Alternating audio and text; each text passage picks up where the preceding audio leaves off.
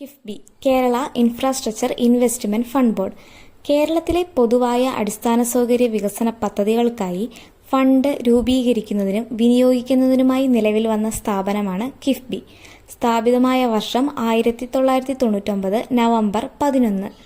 കിഫ്ബി സ്ഥാപിക്കാൻ കാരണമായ നിയമം Kerala infrastructure investment fund act 1999.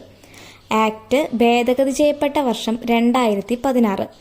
ആരോഗ്യ സംരക്ഷണം, വിദ്യാഭ്യാസം, ഗതാഗതം, ജലവിതരണം, വൈദ്യുതി വിതരണം തുടങ്ങിയ മേഖലകളിലെല്ലാം കിഫ്ബിയിലൂടെ പദ്ധതികൾ ആസൂത്രണം ചെയ്ത് നടത്തിവരുന്നു. അടിസ്ഥാന സൗകര്യ വികസനവുമായി ബന്ധപ്പെട്ട വിവിധ മേഖലകളിൽ സർക്കാരിനെയും അതിന്റെ ഏജൻസികളെയും കിഫ്ബി സഹായിക്കുന്നു. നിലവിലെ കിഫ്ബി ചെയർപേഴ്സണാണ് മുഖ്യമന്ത്രി പിണറായി വിജയൻ. നിലവിലെ KIIFB vice chairperson KN Balagopal, ധനമന്ത്രി. നിലവിലെ KIIFB CEO and member secretary KM Abraham. Thank you. Please like, share and subscribe.